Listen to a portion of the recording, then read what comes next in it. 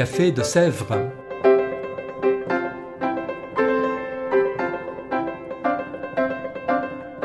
Au Café de Sèvres, on discute philosophie et théologie.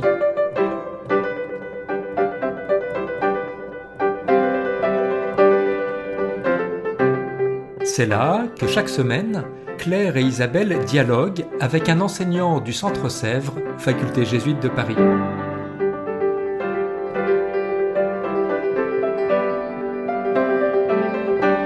L'émission d'aujourd'hui est animée par Isabelle de la Garandrie.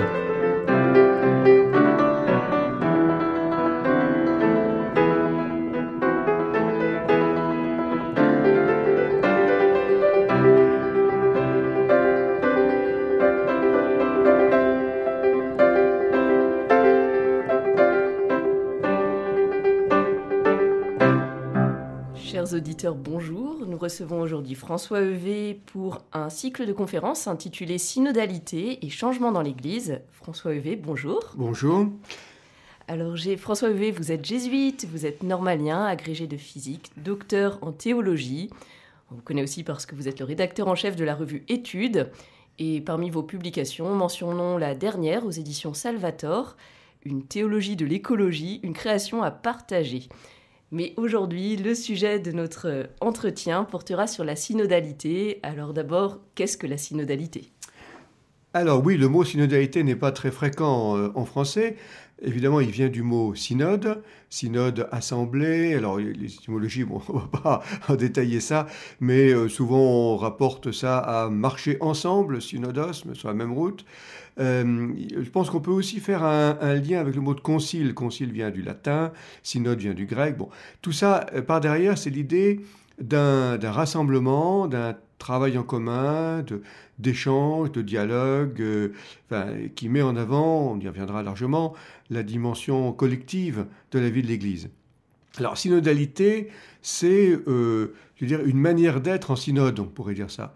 Le pape a proposé de faire un synode sur la synodalité, pas seulement un synode sur un thème particulier comme les jeunes, l'Amazonie ou les familles, mais sur cette manière d'être en Église finalement.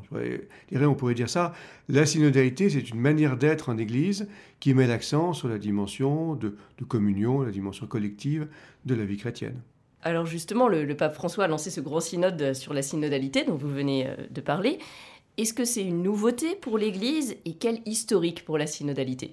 Alors, je veux dire oui et non. C'est-à-dire que l'Église est d'emblée synodale. Alors, le mot peut-être ne se trouvait pas dans les premières décennies, évidemment, mais l'Église est d'emblée communion de personnes, communion d'Église aussi. Donc, cette dimension collective, elle est d'origine, on peut dire. Et elle s'est maintenue dans l'histoire à travers les conciles, ou à travers des assemblées qui en grec s'appelaient synode, en la partie latine s'appelait concile. Bon, encore une fois, on ne va pas jouer sur les mots. Des assemblées soit locales, soit plus largement, on connaît bien sûr les conciles écuméniques, c'est-à-dire rassemblant l'ensemble de l'Église. Donc ça c'est conservé au cours de l'histoire, sauf que en dehors des grands conciles universels, il y avait, je dirais, la tradition d'assemblée locale s'est perdue.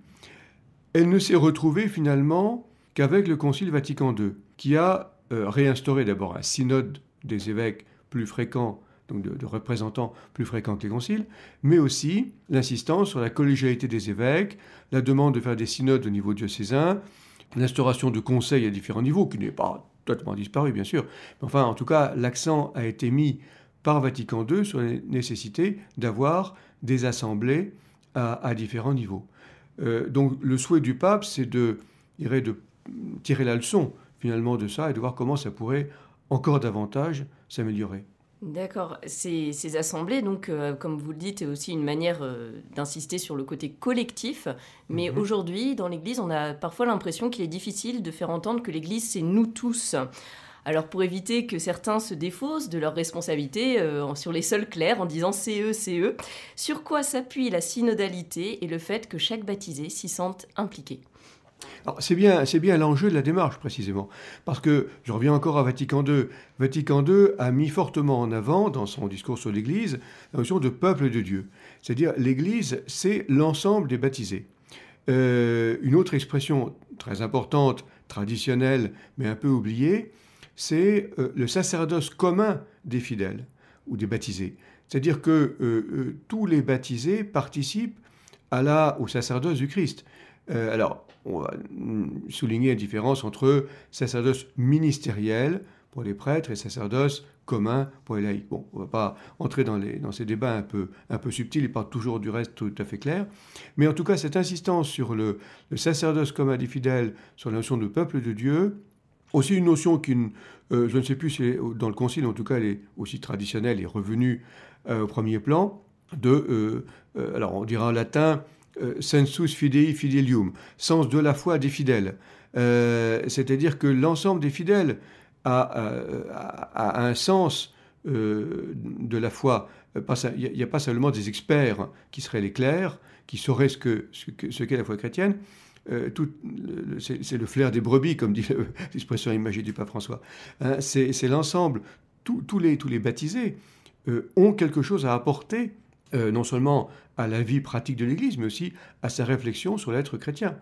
Donc, l'enjeu est effectivement de donner la parole à tous ces baptisés. Enfin, quand on dit fidèles, là aussi, c'est pas seulement les pratiquants, c'est pas simplement les prêtres, ou les clercs en général, c'est pas seulement les religieux, c'est pas simplement les pratiquants réguliers, je dirais c'est tous les baptisés, et peut-être même au-delà à la limite, qui peuvent dire quelque chose, qui peuvent, disons, nous aider à réfléchir sur ce qu'est être chrétien aujourd'hui. Donc on a besoin de tous pour cela. Alors bien sûr, l'enjeu, ça sera d'impliquer tout le monde, c'est pas une mince affaire. Une belle manière pour chacun de se sentir impliqué et apte à parler. Mais une autre crainte qu'on entend à propos du synode et de cette dimension, c'est que certains ont peur, donc en entrant en démarche synodale, que l'Église forme une sorte de démocratie, où ce seraient les voix les plus fortes qui obtiendraient le plus de suffrages et qui deviendraient une décision pour nous tous. Est-ce que c'est le cas? Comment sortir de ce risque? Bonne question, et il n'y a pas de méthode absolument imparable. C'est-à-dire que, de fait, la tradition catholique met volontiers l'accent sur l'unanimité. Hein, la communion, je parlais de collectif, mais collectif c'est encore un petit peu plat. Communion, ça veut dire, oui, unanimité de l'ensemble. Arriver à cette unanimité. Bon, on sait bien qu'on n'arrive jamais à l'unanimité. Donc, lorsqu'il s'agit de prendre des décisions, le Concile Vatican II en est un bon exemple. Les discussions, alors peut-être justement la méthode consiste à favoriser les échanges, les dialogues, les conversations, de façon à s'approcher le plus possible de l'unanimité. Mais à un moment donné, à la fin, il faut un vote.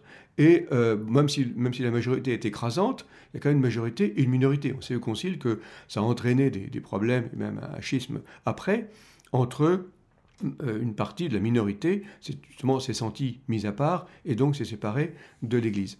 Donc, cette question, effectivement, subsiste. Mais la bonne manière de faire, c'est de permettre à ce que le plus possible de personnes puissent s'exprimer, dialoguer et essayer d'arriver au maximum vers une position commune. Ça veut dire donc qu'il y a bien des minorités, mais justement, on a aussi l'impression que certains sont complètement laissés sur le bord du chemin dans la gestion des grandes affaires de l'Église, que ce soit les plus pauvres, les minorités, quelles qu'elles soient. Quelle place leur donner dans une Église plus synodale? Eh bien, c'est effectivement aussi un enjeu important de cette démarche synodale. On a plusieurs mois, plusieurs années, on peut dire, jusqu'en 23 pour mener ça. Ce sera vraiment d'intégrer ceux qui sont, pour différentes raisons, sur le bord, soit parce qu'ils ne tiennent pas trop à y entrer, soit parce qu'on les a mis à la porte. Comment aller aux périphéries, pour reprendre encore une fois l'expression du pape. Hein. Comment aller aux périphéries, hein, il plaide pour une église en sortie, pas simplement missionnaire au sens d'aller vers les non-croyants, mais d'aller vers ceux qui ne se sentent pas trop à l'aise en église, encore une fois pour diverses raisons. Comment aller vers eux, parler avec eux, leur donner la parole, les écouter. Voilà, je crois qu'il y aura vraiment un enjeu d'écoute qui sera très important dans cette démarche synodale. Simplement pour rebondir là-dessus, avec les questionnaires qui commencent à apparaître dans les diocèses, justement, est-ce que vous avez peut-être entendu ou pas des propositions faites pour justement entendre ces minorités, parce qu'on entend souvent ça dans les endroits un peu généraux et plus larges. Mhm. Alors, je n'ai pas d'exemple précis qui me viennent à l'esprit, mais je sais que dans certains endroits, enfin je suis par des relations, par des amis, que dans certains endroits, des équipes locales ont cherché à aller vers les personnes, à rentrer en relation avec elles, des gens qu'on savait être catholiques, être baptisés, bon, par exemple parce qu'ils avaient, ou parce que simplement ils étaient venus pour faire baptiser leurs enfants, ou parce qu'ils étaient mariés à l'église, bon, voilà, même si on ne les voyait pas à la messe, aller vers eux et parler avec eux. Alors, ça commence à un niveau très élémentaire, c'est-à-dire les inviter pour un café, pour une conversation, et puis ensuite, bon, on parle de tout et de rien, et progressivement, on arrive à parler de la vie de l'Église, et puis se rendre compte que, ben voilà, pourquoi vous n'êtes pas présent à la vie de l'Église, bon, on va essayer de savoir un petit peu plus là-dessus, et puis, et souvent, les gens ont des avis sur l'être chrétien. Et l'intérêt, c'est aussi de voir surgir des questions fondamentales. Ce n'est pas seulement des questions d'administration de la paroisse ou d'autres, ou de je sais pas quoi, de préparation au sacrement, mais vraiment des questions fondamentales sur la foi, sur les mots de la foi, sur la doctrine, sur la morale. Enfin, voilà, je crois qu'il y a un peu une remise à plat qui se fait dans ce processus. Alors, jusqu'où on va aller, ça, la question est ouverte, évidemment, hein, mais la question est largement ouverte, mais je crois que c'est l'occasion, kairos, comme on dit parfois, l'occasion de revenir aux fondamentaux, de mettre à plat des choses qui méritent d'être discutées dans le fonctionnement de l'Église ou dans l'expression de la foi. D'accord, et donc se saisir de toutes les portes d'entrée et de l'attention aux personnes. Finalement, c'est une manière pour chacun aussi de se sentir doublement concerné.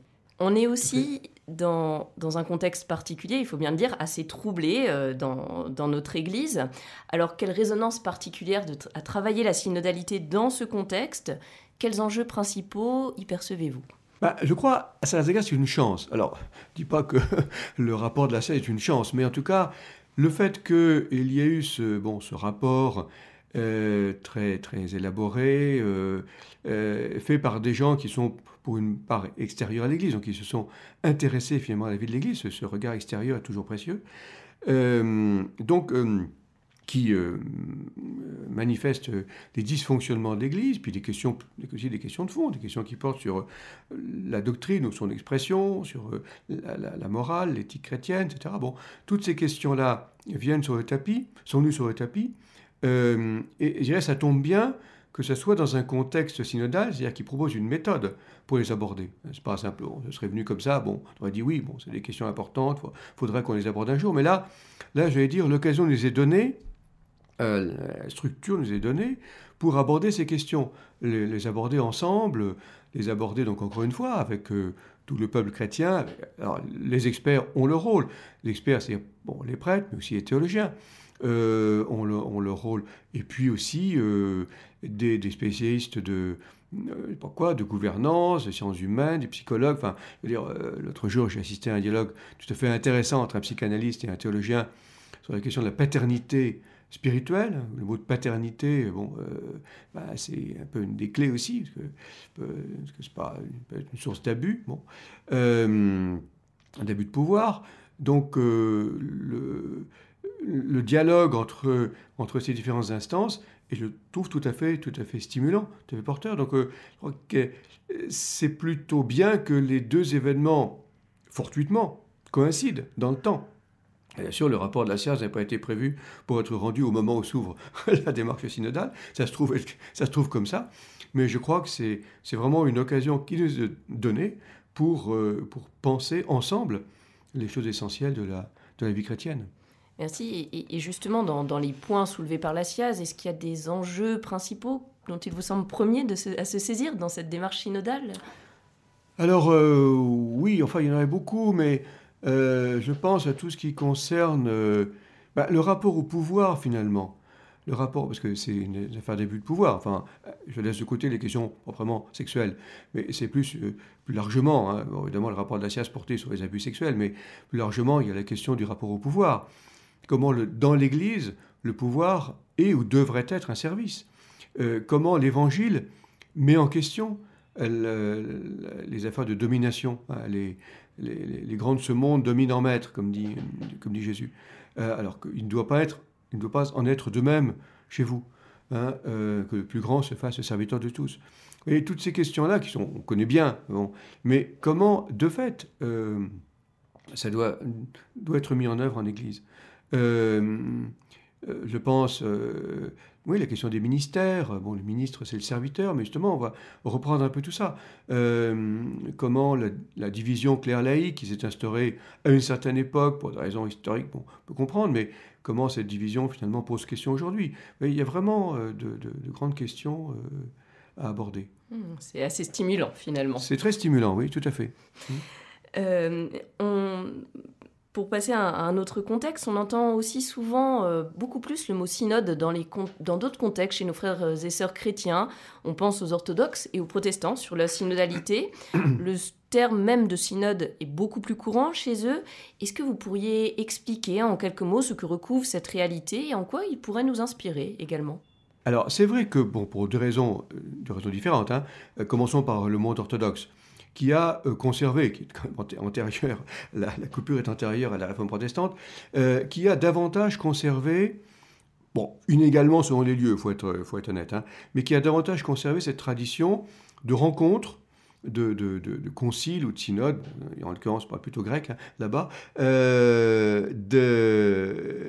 donc au niveau local. Hein, j'ai bien qu'ils ont plus de mal, ils ont réuni il y a quelques années un grand concile pan-orthodoxe, mais ça a été très laborieux et très difficile et très problématique. Mais en tout cas, au niveau local, il y a des assemblées. Alors ce qui est intéressant dans la tradition orthodoxe, c'est que il n'y a pas simplement des clercs, pas seulement des évêques, mais aussi des prêtres et des laïcs qui sont élus pour ces synodes. Je pense en particulier, parce que je connais bien la Russie, un synode qui a eu lieu, ou un concile, enfin souvent pas le concile, qui a eu lieu en 1917, malheureusement interrompu par les événements qu'on sait, mais qui a conduit à des réformes en profondeur de l'Église. Et donc il y a vraiment une démarche collective. Donc l'orthodoxie a cette tradition. Le monde protestant aussi, d'entrée de jeu. Alors, le monde protestant, on sait que la réforme, d'abord, supprime la distinction entre prêtres et laïcs. Tout le monde est dans la même catégorie, si on veut. Bon, il y a les pasteurs, bien sûr, mais les pasteurs ne sont pas, je dirais, une catégorie vraiment à part. Il n'y a pas de cette différence ontologique, comme on dit. Bon, c'est aussi des points qu'il faudrait retravailler entre prêtres et laïcs, comme on a chez nous. Et donc une tradition aussi de pluralité, d'expression. Bon. Et donc, au risque d'un éclatement, on voit bien, alors on pourrait évidemment s'arrêter sur le nombre d'églises protestantes, surtout dans le courant évangélique, où presque chacun peut fonder son église. Bon. Mais en tout cas, je pense qu'il y a un souci, il n'y a pas qu'un souci, je dirais, de confession individuelle, il y a un souci de rassemblement et donc de pratique de synode, où les grandes questions sont discutées ensemble, à différents niveaux, au niveau de la paroisse, au niveau de la France, par exemple, au niveau, c'est plus au niveau local, hein, enfin plus au niveau des pays. Mais il y a le Conseil œcuménique des Églises, qui n'est pas un concile, qui est une instance de rencontres et de discussions en commun. Donc là aussi, le monde protestant, effectivement, peut nous aider. Et dans le cycle de conférences que nous proposons au Centre Sèvres sur la synodalité, une pasteur protestante, Anne-Laure Danet, va intervenir le 11 décembre, de 10h à midi, un petit peu de profiter de l'occasion, un petit mot là-dessus. Le 11 décembre, donc, Anne-Laure Danet va partager son expérience de pasteur protestante sur cette question du synode. Donc, de quoi se nourrir pour réfléchir nous-mêmes. Tout à fait, oui. Très bien, on arrive au terme de notre entretien, mais peut-être est-ce que vous avez un mot de la fin ou une citation pour donner envie à nos auditeurs déjà d'aller écouter la fin du cycle de conférences et puis envie d'aller plus loin pour eux-mêmes ? Alors effectivement, oui, je vais trouver une citation que j'aime bien de la première encyclique de Paul VI, Ecclesiam Suam, qui porte beaucoup sur le dialogue. Et lorsqu'il dit « L'Église se fait parole, l'Église se fait message, l'Église se fait conversation ». Je trouve que l'Église se fait conversation, se fait dialogue. C'est un beau programme qu'il ne faudrait pas oublier et qui peut soutenir notre réflexion commune. Merci beaucoup, François Heuvet. C'est à vous. Au revoir à chacun et à bientôt pour un prochain épisode du Café de Sèvres.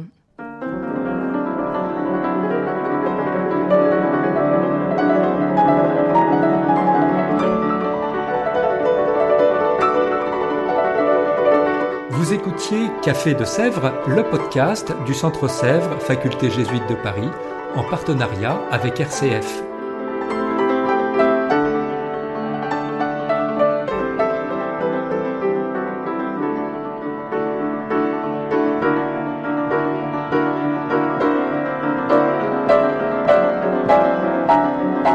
Pour ne rater aucun épisode, abonnez-vous sur votre application préférée. Spotify, Deezer, Apple Podcast ou Google Podcast.